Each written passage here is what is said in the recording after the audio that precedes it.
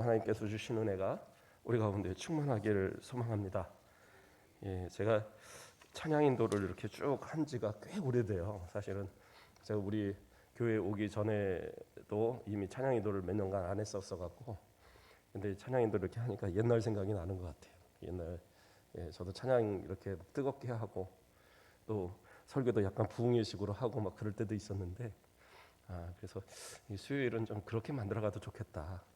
그래서 우리 장로님들하고 제가 상의하지는 않았지만 수요일 날은 좀 이렇게 설교도 좀 짧게 하고 뒤에서 좀 기도회도 하고 좀 그렇게 하는 것도 좀 좋겠다. 찬양을 부르면서 이런 생각을 좀 해봅니다. 왜냐하면 저희가 심야 예배가 없으니까 기도하는 시간이 없어요. 그래서 좀 그런 기도의 시간을 좀 만들어가면 참 좋겠다 이런 생각을 하고 곧 실행해 볼까 합니다. 그래서 먼저 기도의 찬양들을 우리가 좀 배워가는 거예요. 그렇게 해서 좀 외우듯이 막 불러야지 은혜가 되지, 이게 뭔가 하고 막 이렇게 배우다 보면 좀 그렇잖아요. 그래서 곧 우리 그렇게 좀 만들어 갔으면 좋겠습니다. 자, 말씀을 시작하도록 하겠습니다. 오늘 말씀은 그의 오른손 그의 능력의 팔입니다. 지난주에는 우리가 하나님의 얼굴에 대해서 우리가 생각해 보았는데, 하나님의 능력의 오른손, 성경에는 그러한 표현들이 참 많이 나와요. 하나님의 팔, 하나님의 오른손, 하나님의 손, 이런 표현들이 여러 군데서 나타납니다. 그런데 우리가 생각을 해보면 하나님은 어떤 분이세요? 하나님은 영이세요. 그러니까 지난주에 우리가 말씀했던 것처럼 하나님의 얼굴도 사실은 하나님의 얼굴, 하나님의 영이, 하나님 영이시기 때문에 그러한 표현이 쓰여질 수 없는 분입니다. 영이라는 것은 형체가 우리가 생각하는 이런 육신의 형체가 아니에요. 영적인 형체죠. 그러니까 우리는 또 부활하신 예수님을 생각하지만 그 부활은 육신이, 죽은 육신이 부활하는 것으로 인해서 부활을 의미하는 거지, 하나님의 형체가 원래 그렇게 생기신 건 아니다란 말이에요. 그럼 하나님은 어떤 분이냐? 하나님은 말 그대로 영이세요. 그런데 왜 성경에서는 하나님의 얼굴, 하나님의 손, 뭐 하나님의 발, 하나님의 뭐 팔, 이런 표현들을 왜 이렇게 하고 있는 거냐? 그것은 신인 동형 동성적 표현이다. 이렇게 이제 신학자들은 얘기해요. 무슨 말이냐면 하나님과 사람을 같은 선상에서 이해하도록, 그렇게 우리가 이해할 수 있는 방식으로 그렇게 설명을 했다라는 거예요. 그러니까 하나님이 우리를 지켜보시는 것을 뭐라고 표현하겠어요? 그래서 하나님의 눈이 우리를 지켜본다고 말할 때 우리는 이해가 더 빠르단 말이에요. 하나님이 우리를 지키시는 것을 뭐라고 표현하겠어요? 하나님께서 그 능력의 오른손으로 그 팔로 보호하신다라고 말할 때 우리는 그것이 다 이해가 빠르단 말이에요. 그렇죠? 하나님께서 말씀하실 때 우리가 그 말씀을, 하나님은 어떻게 말씀하실까? 하나님께서 그 입의 말씀으로 이렇게 표현할 때 우리는 더 이렇게 이해가 빨리 온단 말입니다. 그러니까 우리가 이해할 수 있는 방식으로, 우리가 이해할 수 있는 표현으로 하나님께서 이렇게 사용하셨기 때문에 성경에 그렇게 기록이 돼 있는 거예요. 그래서 우리가 생각할 때 하나님은 뭐 이렇게 우리가 생각하는 것처럼 이렇게 생겼었을까, 저렇게 생기셨을까, 자꾸 상상하는데, 물론 상상하는 건 자유지만 그러나 그것이 하나님의 형태는 아니다. 세상 어느 곳으로도 하나님을 표현할 수 있는 존재는 없어요. 그래서 하나님은 십계명에 뭐라고 얘기하셨어요? 하늘 위나 땅에나 땅 아래 아무 형상도 만들지 말라고, 땅 속에 있는, 물 속에 있는 아무것도 만들지 말라고 말씀하셨어요. 그게 왜 그렇게 말씀하셨느냐? 사람들은 자꾸 자신이 생각할 때 우월한 존재, 자신이 생각할 때 자기보다 좀 더 뛰어난 존재를 신으로 자꾸 받으려는 하는, 신의 형상으로 생각하려는 그런 모습들이 있어요. 여로보암 같은 경우에서도 북이스라엘을 갈려서 르호보암과 나눠서 10지파를 가지고 만들었잖아요. 그런데 그가 한 일이 뭐였어요? 저 예루살렘으로 자꾸 하나님의 교회가 있는 예루살렘으로 예배하러 그 백성들이 내려가니까 나중에 잘못하면 그들이 이제 그 유다의 왕을 따르게 되는 일들이 생길까, 그것이 두려웠던 거예요. 그러니까 어떻게 하느냐? 하나님의 형상을 만들어서 단과 베델에 하나씩 세웠어요. 그래서 니네들 가까운 데 가서 예배를 드려. 그랬는데 그때 뭘 만들었습니까? 금송아지를 만들었어요. 그러니까 그들이 생각할 때에 강력한 힘을 가진 황소, 그러한 존재가 하나님의 것이다라고, 하나님의 형상일 것, 그렇게 생각을 한 거예요. 바알의 형상이 그 황소잖아요. 그런 것처럼 그러한 모습들을 자꾸 상상화시키면서 만들어내는 거예요. 그럼 하나님은 어떻게 해요? 어떠한 형상도 하나님이란 존재로 만들지 말라는 거예요. 그것은 우상이다라는 거예요. 우리가 아무리 만들어 놓고 이건 하나님이야, 이건 하나님으로 섬기는 거야, 내가 우상을 섬기는 게 아니라 이건 하나님으로 섬기는 거야 라고 아무리 내가 주장을 해도 그건 하나님을 섬기는 게 아니에요. 뭐예요? 그건 우상을 섬기는 거란 말이에요. 그래서 하나님은 어떠한 형상으로도 대변할 수 없어요. 그럼에도 불구하고 우리를 사랑하셔서 우리가 이해할 수 있는 방식으로 자신을 표현하셔서 때로는 얼굴, 때로는 눈, 때로는 입, 때로는 코, 때로는 손, 때로는 팔, 때로는 발, 이러한 모든 것들을 사용해서 우리에게 이해되도록 설명하고 계신 겁니다. 오늘 본문에서도 하나님의 손, 그 하나님의 팔로 우리를 향하여서 어떠한 역사를 행하시는가, 그것을 이야기하고 있는 거거든요. 그래서 성경에 여러 가지 나온 그 하나님의 손, 하나님의 팔, 이러한 표현들이 어떨 때 우리에게 사용되어지는가, 이것을 살펴보면 하나님께서 우리를 향하신 그 은혜가 얼마나 큰 것인가를 우리가 깨달을 수 있는 기회가 될 겁니다. 그래서 오늘 그런 말씀으로 한번 살펴보고자 합니다. 첫째로 하나님의 손은 의인을 구원하시는 손이십니다. 그러니까 구원의 손이세요. 그래서 시편 17편 7절에 보면 주께 피하는 자들을 그 일어나 치는 자들에게서 오른손으로 구원하시는 주여, 주의 기이한 사랑을 나타내소서, 이렇게 하고 있어요. 기이한 사랑이라는 건 놀라운 사랑. 하나님께서 사람들은 도저히 이해할 수 없는 그 놀라운 사랑으로, 그 구원의 손으로 어떻게 해요? 나를 구원해 주시옵소서라는 그런 기도를 하고 있는 거예요. 그래서 주께 피하는 자들, 결국엔 자신을 포함한 하나님의 편에 서 있는 자들을 구원해 달라라는 그러한 간절한 고백이 되고 있는 거예요. 그래서 시편 17편의 1절에서 뭐라고 얘기하느냐, 거짓되지 아니한 입술에서 나오는 나의 기도에 귀를 기울이소서, 이렇게 얘기해요. 그러면 하나님께서는 그래요. 하나님께서 그 오른손으로, 하나님의 권능의 손으로 이 하나님의 백성들, 하나님을 찾는 자들을 구원하시는데, 그런데 문제는 뭐냐? 그럼 모든 사람들이 다 구원을 받고 다 하나님께서 돌봐주시냐? 그게 아니라 1절은 분명히 얘기하고 있는 거예요. 거짓되지 아니하는 입술. 그러니까 하나님 앞에 기도하는 그 기도가 거짓된 기도가 되어서는 안 되는 거예요. 그러니까 내가 하나님 앞에 신앙적으로 바로 서 있는 모습, 믿음 안에서 바로 서 있는 모습으로 하나님께 기도할 때에 그 기도가 응답이 있는 거예요. 하나님 앞에 저는 분명히 기도 많이 했는데요, 하나님 들으시도록 날마다 기도하는데요, 그런데 하나님은 응답 안 하시던데요. 그 이유는 딱 두 가지예요. 하나는 아직 기도의 응답의 때가 되지 않아서 하나님 안 주시는 경우가 있고, 또 하나의 경우는 뭐예요? 지금 말한 것처럼 내 기도가 하나님 앞에 정직하지 못했기 때문에 그럴 수 있어요. 내 입으로는 하나님 앞에 사랑을 구하고, 하나님 앞에 은혜를 구하고, 용서를 구하고, 나는 또 나의 이 고난에 대한 구원을 구하면서 실제적으로 나의 삶의 모습, 나의 생각, 나의 모든 곳에서는 하나님께 그러한 기도에 합당한 삶의 모습이 나타나지 않는다? 그것은 올바른 모습이 아니다라는 거예요. 믿음은 뭡니까? 야고보서에서 분명하게 얘기하잖아요. 행함이 없는 믿음은 죽은 믿음이다. 그래서 믿음은 행함을 통해서 드러남이 분명히 있어야 돼요. 그래서 다시 야고보서 2장 20절 말씀을 보면, 2장 22절 말씀을 보면, 내가 보거니와 믿음이 그의 행함과 함께 일하고 행함으로 믿음이 온전하게 되었느니라 이야기하고 있어요. 그러니까 행함이 믿음은 아니에요. 행함 가지고 믿음을 좌우할 수 있는 건 아닙니다. 그런데 야고보가 강력하게 주장하는 얘기는 뭐냐? 믿음이라는 것은 행함이 나타나게 돼 있다라는 거예요. 그러니까 나의 삶의 모습의 바탕이 하나님 앞에 기도하고 믿음으로 기도해놓고 그 기도가 나의 삶의 모습에 드러나지 않으면 그 기도는 가짜인 거예요. 그 믿음은 가짜인 거라고요. 하나님 앞에 내가 하나님, 저는 정말 하나님의 영광을 위해서 이런 사람 되겠습니다, 이런 일을 하겠습니다, 이런 복된 일을 하겠습니다, 실컷 말하는데 그 삶의 모습은 정말 뭐라고 표현할까요? 악하고 추한 모습들을 그대로 영위하고 살아간다면 그 사람의 기도를 하나님이 들으시겠냔 말이에요. 그건 올바른 모습이 아니에요. 그런 자가 기도하는 기도를 하나님이 들으신다면 교회는 그냥 겉으로 거룩한 척, 그리고 겉으로 정말 나는 경건한 척, 그러한 모습으로 하는 사람들만이 복받고 살아갈 거예요. 그러나 하나님은 그런 분은 아니시더라는 거예요.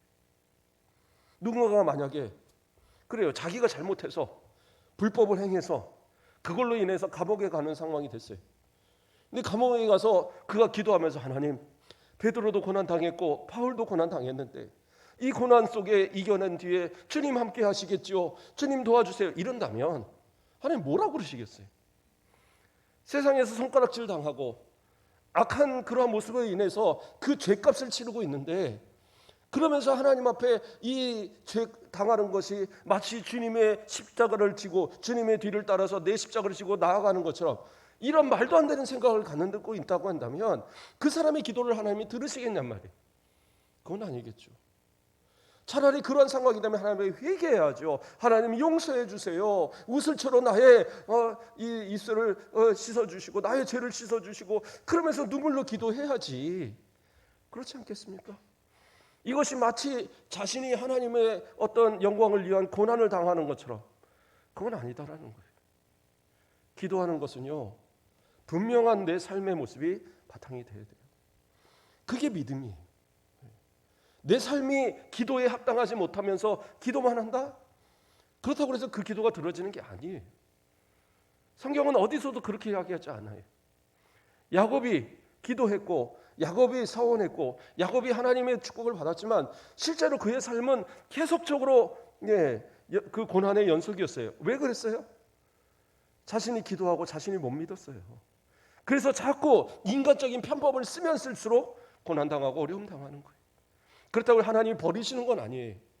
하나님이 택하신 자를 버리시지 않습니다. 어떠한 방법으로 깨닫게 하고 돌아오게 하시고 또 돌아오게 하고 또 돌아오게 하고 그래서 그 야곱이 이스라엘 되도록 하나님이 만들어 주신 거잖아요. 저와 여러분도 마찬가지입니다. 하나님은 분명히 의인을 구원하시고 의인의 편에 서서 의인을 돌보시는 하나님이세요. 그러나 중요한 건 뭐예요? 의인은 믿음으로 말미암아 살아야 돼요. 하나님 앞에 내 믿음이 그 삶을 통해서 드러나는 그러한 삶의 모습이 되어질 때만이 그 기도가 하나님이 들으시는 기도가 되는 거예요. 어떤 고난에 있든 어떤 어려움에 있든 그러나 하나님 앞에 그 기도에 있어서 하나님이 받으실 만한 그런 기도, 그러한 삶. 그래서 다윗은 시편 17편 3절에서 이런 고백을 합니다. 주께서 내 마음을 시험하시고 밤에 내게 오시어서 나를 감찰하셨으나 흠을 찾지 못하셨사오니 내가 결심하고 결심하고 입으로 범죄하지 아니하리이다. 이렇게 이야기하고 있어요. 하나님이 나에게서 흠을 찾으려고 해도 찾지 못하실 정도로 나는 정결하게 살았습니다 고백하는 거예요. 물론 그렇다고 그렇게 고백을 한다고 해서 그 모습이 진짜 깨끗하게 완전히 맑게 살았다 그 의미가 아니죠. 그래도 기본적으로 다른 사람들에게 상대적으로 볼 때 이 정도면 그래도 하나님 좀 깨끗하게 살았지 않습니까? 그 고백하는 거거든요. 적어도 그 정도의 삶은 살아야 되지 않겠냐라는 거예요. 저도 목회자로서 때로는 그래요. 하나님 앞에 사람 앞에 부끄러워서 제가 목회자답게 살려고 몸부림치는 게 있어요. 그렇잖아요. 목회자가 그래도 목회자다운 모습이 있어야지. 하나님 앞에 정직하지 못하고 추하고 더러운 모습만 가지고 살아가면 그러고 나서 하나님 앞에 어떻게 기도를 하고 어떻게 성도들을 위해서 기도하고 어떻게 성도들에게 똑바로 살으라는 말을 하겠어요. 다 지키지 못하지만 그래도 노력하려고 애를 써야 되지 않겠어요? 물론 주변에 있는 사람들이 보기에는 뭐 이렇게 깝깝하게 사나, 저렇게 그렇게 사나, 누가 본다고 저러고 사나 이렇게 할 수도 있을 것 같아요. 그러나 하나님 앞에서 정직함이죠. 말씀을 준비하고 이럴 때에도 간단하게 준비하는 방법들은 있습니다. 이미 다 만들어진 설교들도 있어 갖다 써도 되고 어떻게 보면 그런 설교 같다 하면 더 은혜될 수도 있어요. 왜냐하면 완벽하게 다 만들어진 설교니까. 그래도 저는 우리 성도들을 위해서 어쨌든 성도들에게 필요한 말씀들 또 하나님의 말씀들이 올바로 전해지기 위해서 다 검증하면서 전합니다. 그런데 이러한 모습들을 볼 때 누군 그럴 수도 있을 거예요. 그걸 못하러 그렇게 하십니까? 그런다고 누가 알아주는 것도 아닌데. 사람은 알아주지 않아도 하나님 앞에 정직해야죠. 목회자가 돼갖고 그냥 남이 만들어 놓은 거 가지고 그냥 그거 가지고 앵무새처럼 떠들자고 그래서 목회자 되는 거 아니잖아요. 제가 그렇게 하는 것도 나쁘다고 말하는 건 아니에요. 능력이 안 되면 그렇게라도 해야 되고, 때로는 어떤 건 잘 된 것이 있으면 갖다가 그렇게 가르치는 것도 맞아요. 안 되는 건 아닙니다. 그러나 목회자의 양심상 하나님 앞에 목회자로서 증거하는 말씀이, 내가 정말 하나님 앞에 수고하고 노력하지 않은 가운데 전한다 그러면 양심에 걸려서 안 되겠어요. 그래서 새벽에 전하는 말씀 하나라도 정말로 제가 노력해서 전하는 거예요. 그런데 중요한 건 뭐예요? 성도들도 마찬가지예요. 믿음 생활을 하면서 하나님 앞에 기도하면 그 기도에 부끄럽지 않게는 살아야 될 거 아니에요. 내게 주어진 이 직분과 내게 주어진 이 성도라는 이 직함이 부끄럽지 않아야 되잖아요. 세상 사람들이 손가락질하면서 에이 너나 똑바로 살아 이런 말 들어서는 안 되지 않겠어요. 그래도 성도들이 이야기하면, 권사님으로서, 장로님으로서, 집사님으로서 이 뭔가를 이야기하면 그들이 듣고, 그래 우리가 잘못했지, 그래 우리가 이렇게 살아야지라는 권면의 말로 받아야 되는데, 너도 똑바로 살지 못하면서 무슨 소리냐 이러한 말을 듣는다면, 그러한 모습으로 하나님 앞에 기도할 때 하나님이 과연 들으시겠냐는 거예요. 그래서 다윗은 고백을 하는 겁니다. 나는 이러한 모습으로 하나님 살고 있습니다. 그래도 다른 사람들과 비교해서 그래도 흠없이 살고 있지 않습니까? 하나님 저의 기도 들어주세요. 저는 하나님 앞에 기도하기 위해서 기도에 합당한 삶을 살고 있는 겁니다. 스스로 그렇게 고백하고 있는 거예요. 이거 완벽하다라는 얘기가 아니에요.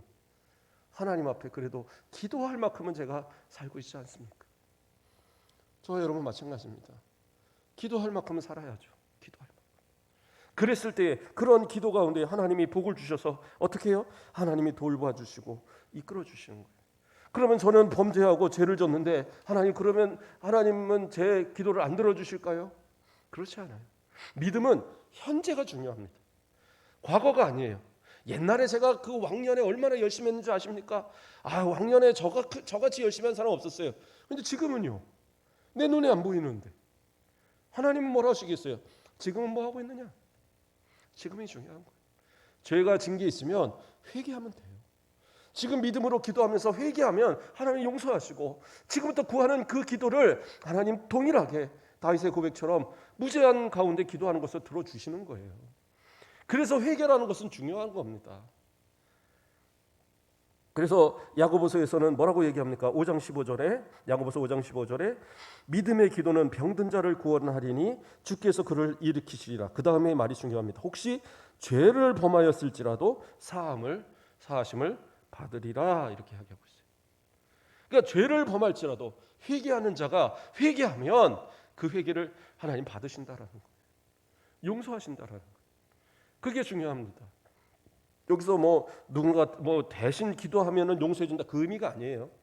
병든 자를 위해서 기도하고 그 병든 자가 하나님 앞에 회개할 때 하나님 그 병든 가운데서도 회개하면 하나님이 용서해 주신다라는 거예요. 그리고 그 질병도 낫게 해 주시고, 그러한 역사가, 혹시 그 질병은 안 나을지라도 어떻게 해요? 그 영혼이 구원을 받으면 천국 가는 거잖아요. 그것이 중요한 겁니다. 그래서 병든 가운데, 그래요, 믿지 않고 질병 가운데 죽어가는 분이라 할지라도 복음을 전해야 되는 이유는 하나님께서 그 순간에라도 회개하면, 그렇죠? 그 마지막 십자가 옆에서 죽었던 그 강도처럼 그 마지막 그 순간에 주님 앞에 회개하고 기도할 때 하나님이 용서하시고 그 영혼을 받아주시는 거잖아요. 마찬가지인 겁니다. 회개하면 용서하세요. 내가 무슨 죄진 게 아무것도 없는 것 같은데요? 그러면 그 사람이 용서가 없어요. 그러나 내 죄가 하나님 앞에 다 아뢰어지고, 그리고 하나님 나의 죄를 용서해 주십시오 기도하기 시작하면, 그때 내 기도가 하나님 앞에 온전히 다 상달을 되었을 때에 하나님 어떻게 하세요? 우리가 어떠한 어려움, 어떠한 시련 가운데 있어도 그를 의인으로 삼아주시고 그를 구원해 주시는 거예요. 그러니까 우리가 어떤 어려움에 있는지 기도할 수 있는 근거는 뭐예요? 온전한 믿음을 가져야 되고, 그 믿음이 삶 속에 드러나는 그러한 삶의 모습, 그럴 때에 하나님은 그 기도를 들어주신다라는 거예요. 또 하나님의 손은 어떠한 모습이십니까? 하나님의 손은 악인을 심판하시는 손이세요. 악인을 심판하십니다. 의인을 보호하시는 것으로 끝나는 게 아니라 악인에 대해서는 철저하게 하나님이 심판을 하십니다. 시편 74편 11절을 보면, 주께서 어찌하여 주의 손 곧 주의 오른손을 거두시나이까? 주의 품에서 손을 빼내시어 그들을 멸하소서. 그러니까 하나님의 손은 믿는 자에게는 구원의 손이지만 믿지 않는 자에게는 심판의 손이세요. 그래서 그들을 강하게 하나님은 무찌르십니다. 그래서 때로는 우리는 기도해야 되는 거예요. 내가 내 힘으로 악으로 갚으려 하지 마시고 우리는 악을 선으로 갚으면 돼요. 용서하고 때로는 사랑으로 끌어주고 때로는 내가 정말 억울할지라도 참고 견디는 그런 모습도 가져야 돼요. 다만 누구에게? 하나님께 맡기는 거예요. 하나님 도와주세요. 그러면 결코 의인을 치는 악인들을 하나님 가만히 두지 않으세요. 그냥 넘어가시는 하나님이 아니세요. 예. 그 대해를 이어서라도 하나님 그 민족까지도 말살시키는, 그렇죠? 아모리 족속 그 죄가 간영하니까 나중에 어떻게 해요? 이스라엘 백성을 통해서 그들을 쳐버리거든요. 하나님 분명하게 심판하시는 하나님이시다라는 거예요. 그렇기 때문에 악인에 대해서 내가 스스로 뭔가를 갚으려 하지 마시고 하나님께 맡겨보는 거예요. 예. 저도 때로는 막 억울할 때가 있어요. 잠자다가도 헐떡벌떡, 야 진짜 이거 너무 억울한데, 그러나 인간적으로 해결하지 않는 이유는 하나님이 갚으실 걸 알기 때문에. 그리고 하나님 앞에 맡겨 기도하면 그때 마음이 편안해지는 거예요. 그렇지 않겠습니까? 하나님 앞에 맡기고 하나님 앞에 나아갈 때 어떤 역사가 있습니까? 다윗과 골리앗의 싸움을 우리가 압니다. 다윗과 골리앗의 싸움을 보면 누가 봐도 다윗이 지겠지 골리앗이 질 리는 없잖아요. 그런데 어떻게 돼요? 결과는 다윗이 골리앗을 물리쳤습니다. 근데 다윗이 나아갈 때 어떻게 얘기합니까? 사무엘상 17장 45절을 보면 다윗이 블레셋 사람에게 이르되 너는 칼과 창과 단창으로 내게 나아오거니와 나는 만군의 여호와의 이름 곧 내가 모욕하는 이스라엘 군대 하나님의 이름으로 내게 나아가노라. 하나님의 이름으로 나아갈 때에 하나님께서 싸워주시고 하나님께서 그 오른손으로 지켜주시니까 다윗은 그냥 나가서 돌멩이 하나 던졌을 뿐인데 그 돌멩이가 그 골리앗의 급소에 나가서 박히고 그 골리앗이 쓰러지게 되는 거예요.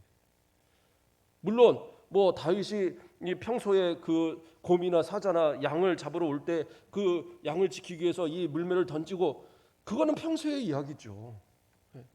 그러나 지금 목숨이 달린 그 가운데 정확하게 가서 급소에 가서 꽂힌다? 무슨 그 조준을 해갖고 뭐 제대로 맞추고 이런 것도 아니고 그게 어떻게 가능합니까? 이건 하나님이 하신 거죠. 내가 한 것이 아니라 하나님이 하신 거예요. 그러면 하나님을 의지하는 사람 누가요? 하나님이 그 대적을 심판하시는 거예요. 그럼 우리는 하나님께 맡기면 됩니다. 또 시편 89편 10절 말씀을 보면 주께서 라합을 죽임 당한 자 같이 깨뜨리시고 주의 원수를 주의 능력의 팔로 흩으셨나이다 이렇게 나와요. 이 말씀은 뭐냐면 이스라엘 백성을 홍해를 건너게 하시고 애굽 군대를 수장시킨 그 사건을 이야기하는 겁니다. 여기서 이제 라합이라고 주께서 라합을 죽임 당한 자와 같이 이렇게 하니까 라합이 뭐냐? 그래서 뭐 여리고성의 라합 그거 얘기하는 게 아니고 이 라합은 그 고대의 어떤 그런 괴물을 얘기하는 겁니다. 물속에 있는 괴물 그런 것을 상상의 동물이에요. 근데 이걸 가져온 이유는 뭐냐면 이것이 그 당시에 애굽을 상징하는 그런 단어로 사용되었던 그러한 단어입니다. 그래서 애굽을 하나님께서 치시는데 완전히 이 홍해에서 애굽 군대를 몰살시켰던 그 사건을 얘기하는 거예요. 어떻게 했습니까? 이스라엘 백성들과 이 애굽 군대의 서로 전쟁은 누가 봐도 이스라엘 백성들이 죽는 거예요. 어떻게 보면 그 광야로 몰아넣고 완전히 몰살시킬 그럴 기회입니다. 근데 하나님 어떻게 하세요? 구름 기둥을 뒤로 보내서 그 이스라엘 백성과 그 애굽 군대 가운데에 그 기둥을 세우시고 그것으로 인해서 흑암과 구름으로 인해서 아주 암흑을 만들어서 그들이 넘어오지 못하도록 그렇게 만들어놨어요. 그렇게 딱 막아놓고 홍해를 딱 가른 다음에 그곳을 지나가게 합니다. 이스라엘 백성들이 한 거라고는 그곳을 지나간 것밖에 없어요. 아무것도 없어요. 지나간 것밖에. 그런데 하나님 어떻게 하세요? 그 이스라엘 백성이 다 지나간 뒤에 이 군대가 그 이스라엘 백성을 쫓게 하시고 그들이 막 뒤쫓아가다가 어떻게 바퀴에 막 그 바퀴가 벗겨지고 막 이제 오고도 가도 못하는 상황이 되니까 야 이거 하나님이 아무래도 우리 치실라나 보다. 우리 빨리 도망가자. 그들이 도망가려고 돌이키는 순간 어떻게 해요? 이 홍해가 딱 덮어지면서 그들이 완전 수장돼 버렸어요. 지금 그 이야기를 지금 이 노래로 말하고 있는 거예요. 하나님 어떻게 하셨어요? 원수를 주의 능력의 팔로 흩으셨어요. 이스라엘 백성이 단 하나의 어떠한 그 대적함도 없었고 자신의 힘으로 뭔가를 한 것도 아무것도 없었어요. 그저 무서워 떨면서 오히려 모세를 원망하면서 우리를 여기다 죽이려고 데려왔느냐 그렇게 하던 그들이었거든요. 근데 하나님은 어떻게 하십니까? 그 물을 열어서, 그렇죠? 그리고 모세가 이스라엘 백성을 향하여서 출애굽기 14장 14절 말씀을 보면 여호와께서 너희를 위하여 싸우시리니 너희는 가만히 있을지어다 이야기합니다. 무서워하고 떨 필요도 없고 이리저리 우왕좌왕할 필요도 없고 니네 가만히 지켜봐. 하나님이 어떻게 싸우시는가를 봐. 이렇게 이야기하고 있어요. 하나님은 지금도 우리를 위해서 동일하게 싸우십니다. 어떻게 해요? 하나님을 의지하고 믿고 주님 앞에 맡기는 그 성도들을 하나님께서는 지켜주시고 그들이 어딜 가든지 하나님이 도와주시는 거예요. 그러므로 어렵고 힘들 때, 괴로운 가운데 있을 때, 고난 가운데 있을 때 내가 뭔가를 하려고 시행하기 전에 먼저 하나님 앞에 맡겨보세요. 하나님 앞에 기도하는 것, 이것이 결코 내 삶에 있어서 자포자기하는 게 아니에요. 하나님께 맡기는 것은 그때부터 시작인 거예요. 하나님이 어떻게 일하시는지 그건 정말 놀라운 역사가 일어납니다. 저도 체험으로 이야기하자고 한다면 저도 목회자가 되겠다고 중학교 2학년 때부터 기도했습니다. 저는 기도하면서 하나님 앞에 하나님 저는 이것도 되고 싶고 이런 모습도 하고 싶고 이것도 하고 싶고 이것도 하고 싶고 그러나 생각해보면 내 능력이 너무 부족하고 할 수 있는 게 아무것도 없어요. 그런데 어느 순간 하나님 앞에 모든 걸 맡기고 하나님께서 해 주십시오. 하나님께서 원하시는 대로 하나님께서 이끌어 주시는 대로 하나님 따라가겠습니다. 이제는 하나님이 원하시는 대로 저를 만들어 주십시오. 근데 놀라운 것은 그 다음부터 하나님이 만들어 가시는데 저도 생각지 못하게 제가 지나가면서 한번 던진 말까지도 하나님께서 그 몇 년 뒤에 이루어짐을 보는 일들을 너무 많이 봤어요. 놀랄 정도로 하나님께 맡기니까 하나님이 이렇게 행하시구나. 그 다음부터는 두려움이 없더라고요. 하나님이 행하실 텐데 내가 뭘 두려워하는가. 그냥 맡기고 최선만 다하는 거예요. 그냥 하나님 저 맡기셨으니까 이 맡기신 일에 저 최선을 다합니다. 그리고 하나님이 그 다음은 책임져 주세요. 근데 놀랍게 하나님 분명히 이루어 가셨어요.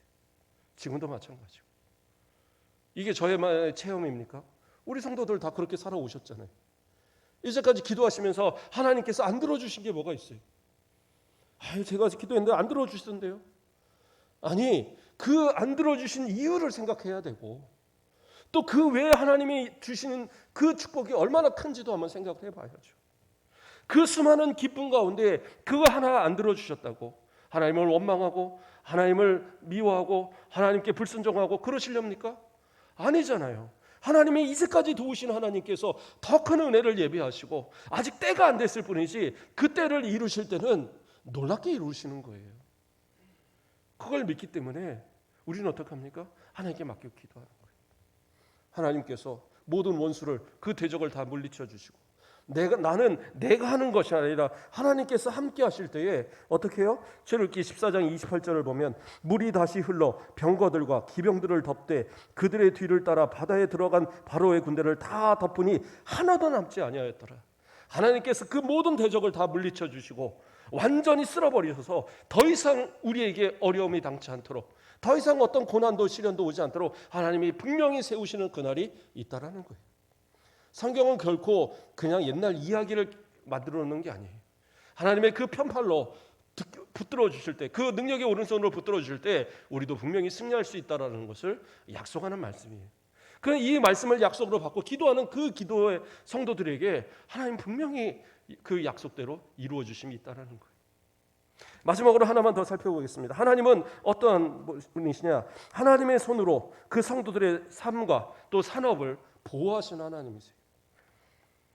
우리가 일하고 우리가 노력하고 우리가 수고해 얻는 이것들을 우리가 그냥 이거 먹고 마시고 하는 것이 내 노력의 산물이다라고 여겨지십니까?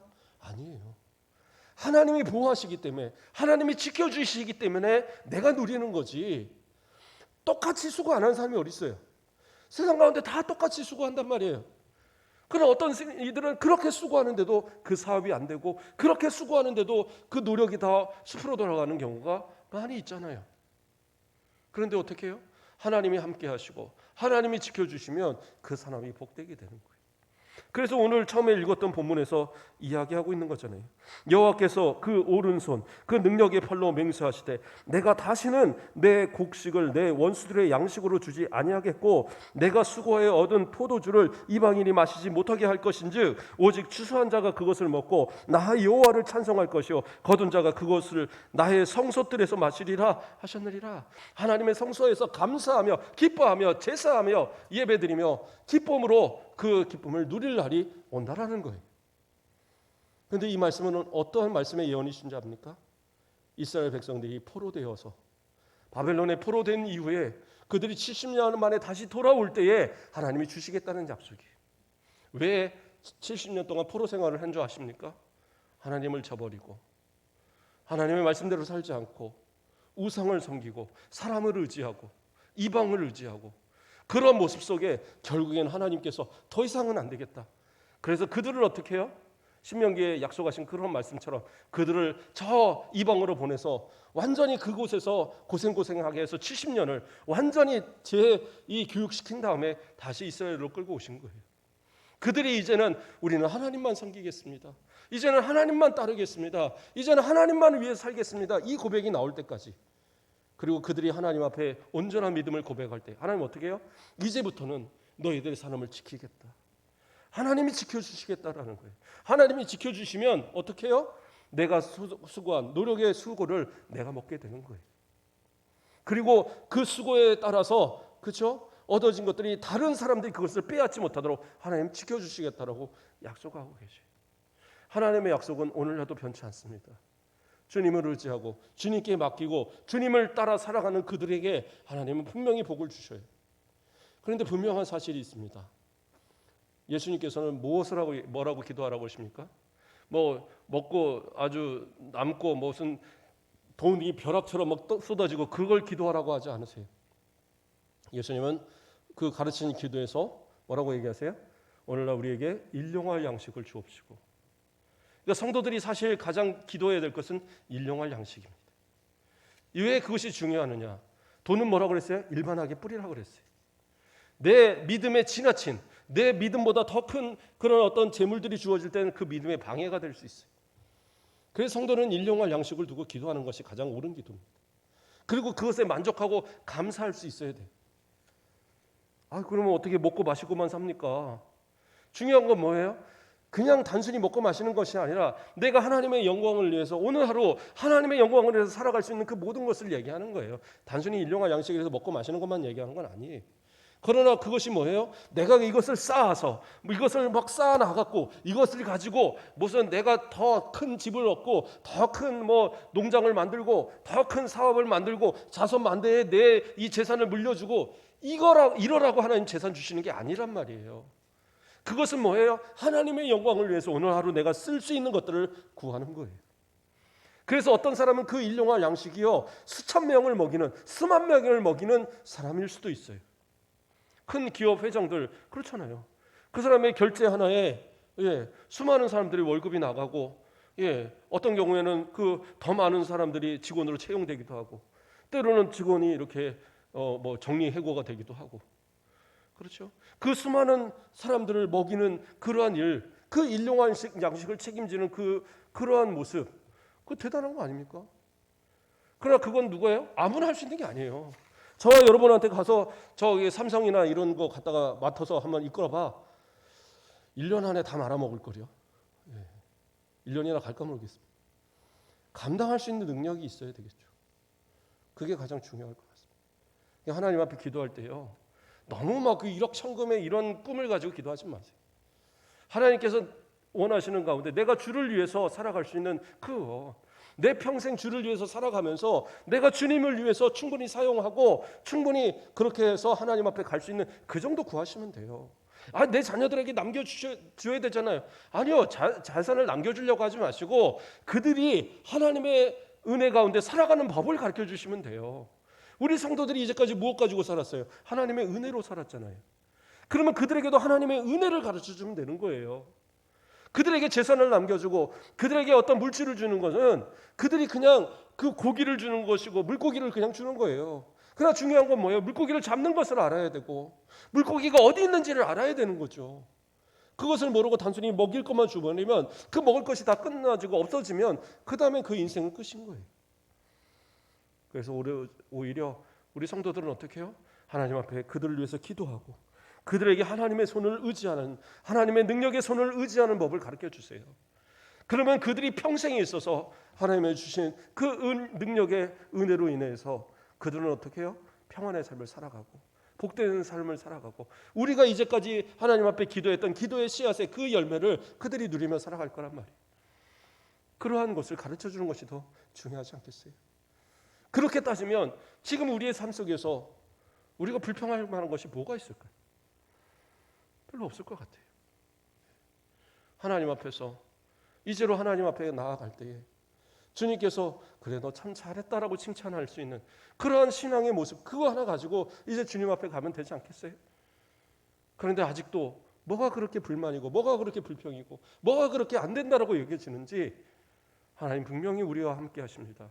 그 능력의 오른손으로 그 능력의 팔로 우리와 함께 하십니다. 그 하나님 의지하면 어떠한 고난 가운데서도 우린 승리할 수 있고 어떤 대적 앞에서도 우린 담대할 수 있고 내게 있건 없건 간에 그 가운데 자족하며 감사하고 주님 앞에 더 큰 것을 하나님 앞에 기도할 때에 내 명예나 내 권세가 아닌 하나님의 영광을 위한 것을 구할 때에 주님께서 때에 따라서 공급하시는 그 은혜로 채워주시는 은혜가 저와 여러분에게 또 우리의 가정에 우리의 삶 속에 풍족하게 더하시기를 주님의 이름으로 축복드립니다.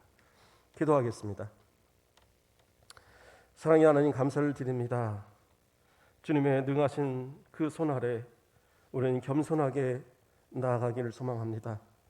교만하게 내가 무엇인가를 했다라고 말하지 말게 하시고 주님이 모든 걸 하셨습니다라는 믿음의 고백이 우리 가운데 있게 하시고 주의 그 권능의 손을 의지하여서 우리 끝까지 믿음으로 승리하며 끝까지 주님 앞에 기도하며 주님의 돌보시는 은혜 안에 감사로만 나아가는 복된 우리 모든 성도들 되도록 인도하여 주시옵소서. 때로는 힘들고 어려워서 도저히 내 힘으로 견딜 수 없을 때에 주님 앞에 간절히 기도하면 주님이 그 권능의 오른손으로 보호하시고 인도하시고 지켜주셔서 그 잃었던 그 웃음이 회복되고 그 감사가 회복되고 그 모든 삶에 주의 은혜가 회복되어지게 인도하여 주시옵소서. 감사합니다. 예수 그리스도의 이름으로 기도드립니다. 아멘.